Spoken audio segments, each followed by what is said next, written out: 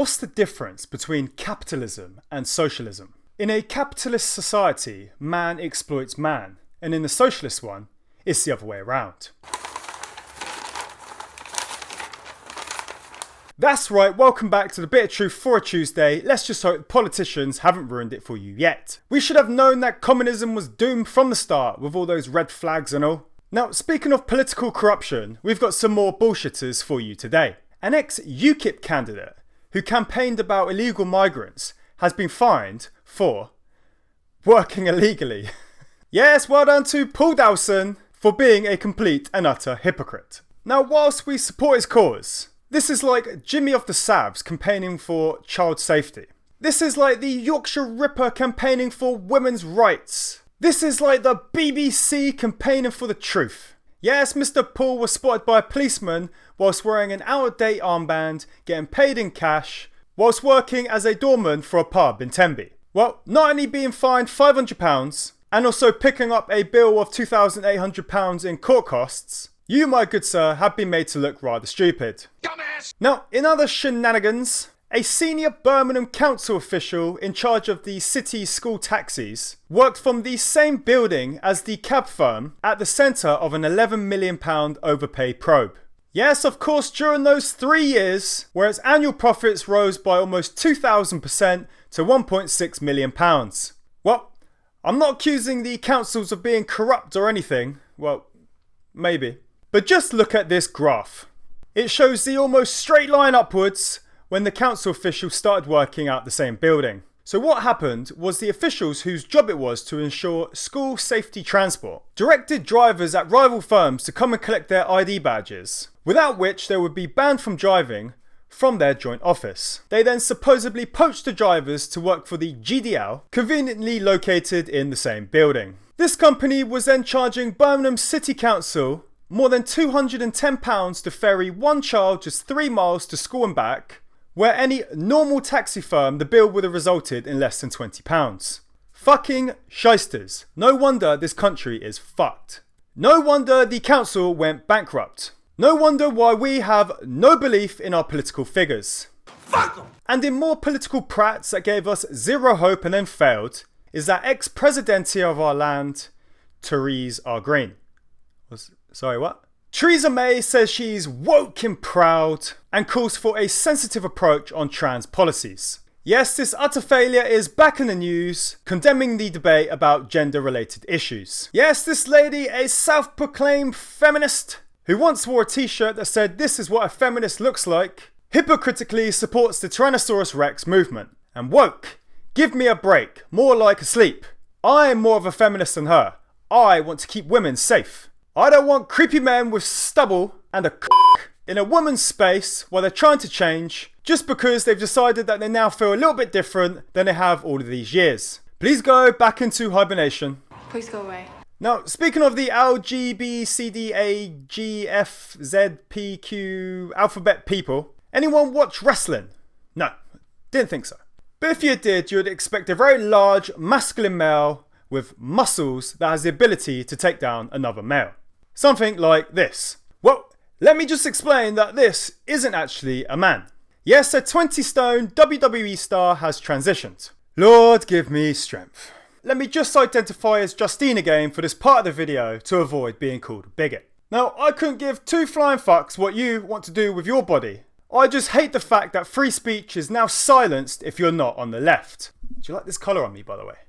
I hate being told what I can or cannot say, yet our language is increasingly under lock and key if your views don't support the minority narrative. Now, I'm not getting on at this ex-wrestler, I'm just making a point. Am I a woman?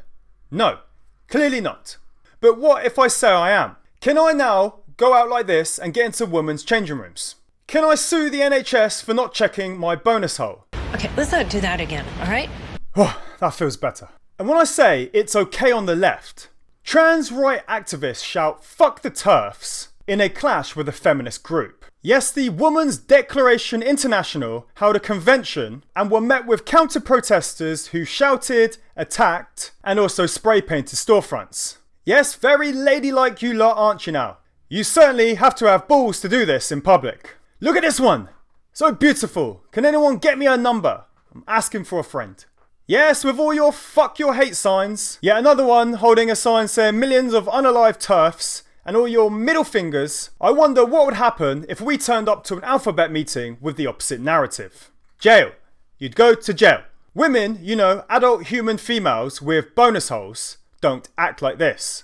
The fact that I'm more likely to get into hot water for talking about this than these muppets who hold up signs like this and act like this just shows how backwards we've gone in humanity. We are screwed. Now, speaking of more wokeness, let's travel back over there on our wind-powered electric scooters to have a look at a few more marginalised muppets.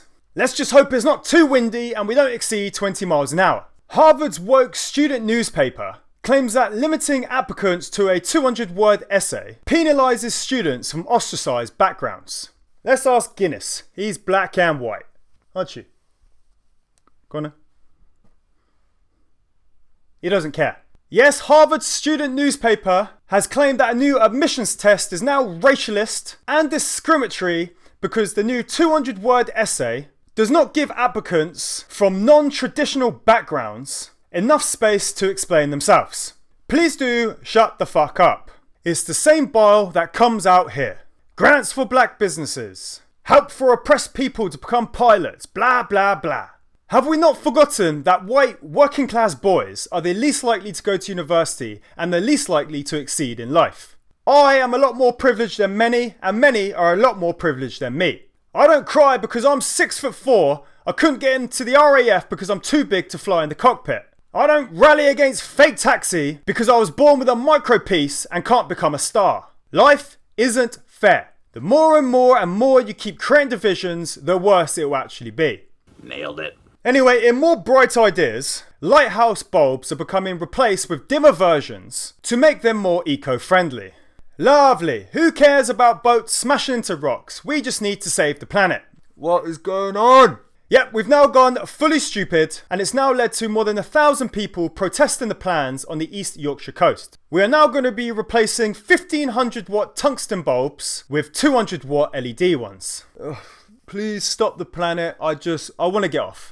Let's get the fuck out of here! And speaking of the planet, youngsters are now bunking off of work because they fear the world is ending. God. 70% of young people feel hopeless due to the climate crisis. And 56% believe that humanity is doomed. No, 70% of young people are completely hopeless, as these snowflakes are calling in sick due to eco-anxiety and can't make it into the office. Yeah. And Labour are campaigning to change the voting age from 18 to 16. So when they aren't bothering to come in due to eco-anxiety, they can't make it on time due to time blindness, and then when they actually do come in, they run straight to their safe space because they haven't got a promotion to chief twit for actually just turning up. We're screwed! This now leads me on to the next, what is going on? MI6 wants to hire students to become the next James Bonds. MI6, please replay my last story and consider if you actually want to go down this route. First off, we can't misgender them. There may be some Jane Bonds and there might be some there, them, they Bonds in your talentless pool that you want to join. Why do I have the impending sense of doom that this will all go horribly wrong? Help us. Help us. We've got a tourist here that says the UK looks and feels like a poor country. Well, you're completely fucking right.